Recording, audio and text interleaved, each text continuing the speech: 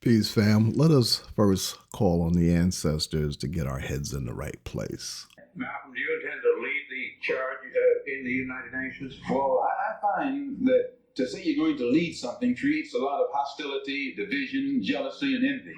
I hope to work with any group of leaders or any group of organizations to do whatever is necessary to see that this problem is brought before the United Nations. Have you had any commitments from any nations in Africa to support you? I would rather not say at this time.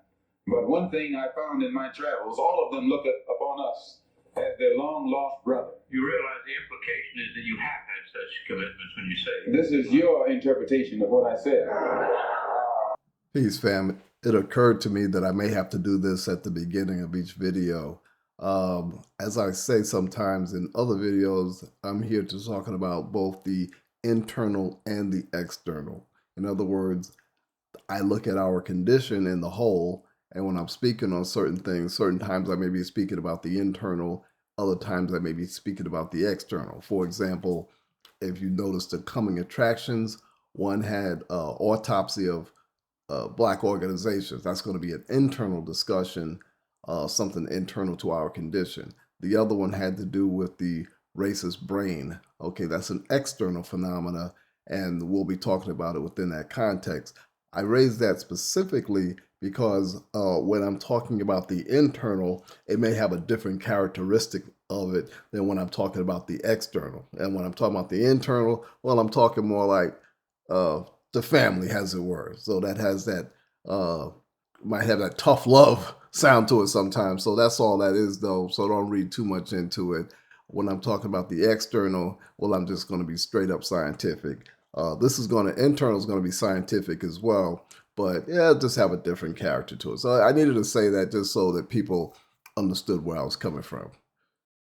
In some respects, fam, this was really somewhat of an emergency video. It wasn't one that I had actually planned to do at this point, but it seems like something that at least needs to be spoken to and perhaps returned to at some other point.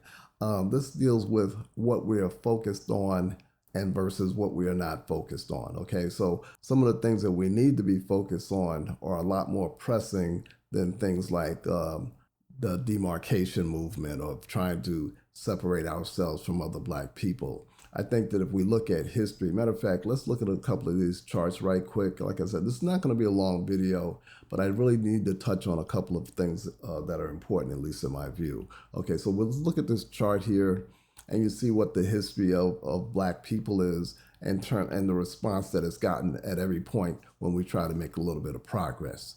Okay, you see this chart here. Now let's bring it up a little bit, and you see this chart here. Okay, why am I just showing you these charts and kind of going over stuff?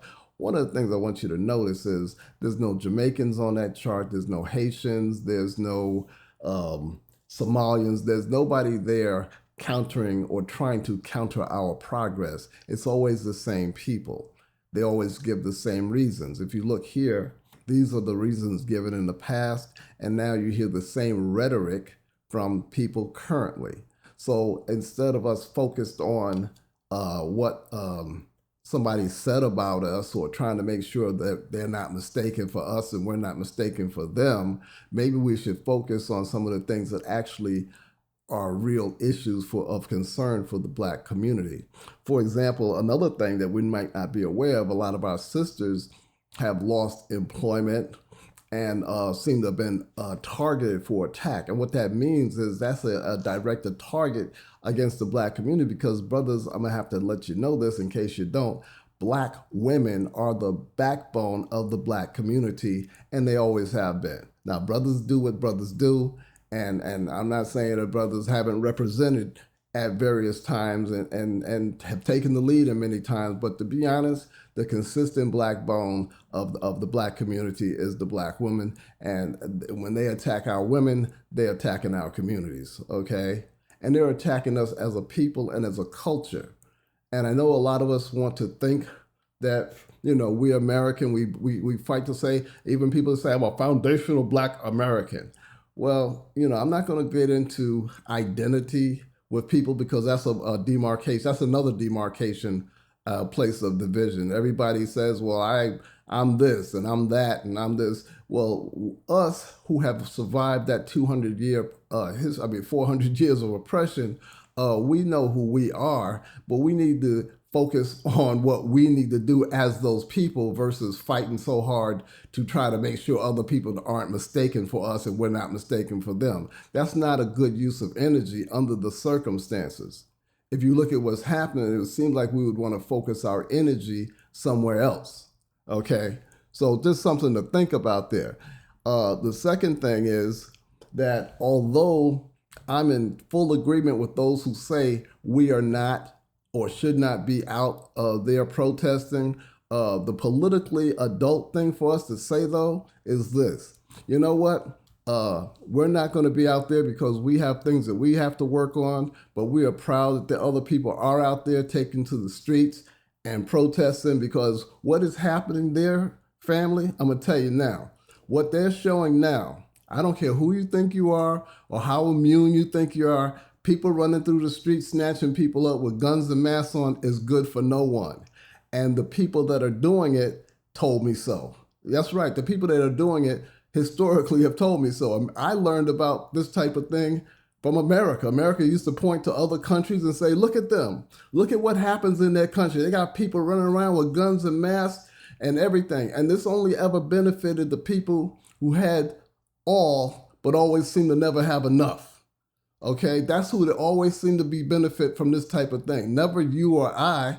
So none of this has ever been in our interest historically. There's no part in history where something like this is in the benefit of the average man, woman, or child, regardless of race, creed, color, or national origin. So I'm not talking about us uniting with everybody, but I'm talking about us being focused on what is important for us, and then being supportive of those who are fighting that particular battle, because what's happening in terms of them running around with snatching people is good for no one. And we are always on the agenda, fam. So even if you think it don't have nothing to do with you, trust me, you will get worked into the script. Now, again, I ain't saying you have to go out there and do anything or whatnot, but minimum, when somebody sticks a mic in front of you, say, yep, they're doing the right thing. I support them. You know, keep up the good work. You know, you give rhetorical support if you can't give physical support. That don't cost you nothing, and it's the politically mature thing to do. All right, and I'm just going to let it go at that because, like I said, I didn't really plan to do this video, but I just needed to do a short video to address some of this political backwardness that I keep seeing being put out there on people. So, you know, just to give people another point of view. If you like what I said, if you understood what I said, please, fam, go ahead and subscribe, share the video. And if you didn't like what I said and didn't understand what I said, I understand. Hopefully I can make it clear for you in the future. Peace. If you can't fly, run. If you can't run, walk. If you can't walk, crawl. But by all means, keep moving.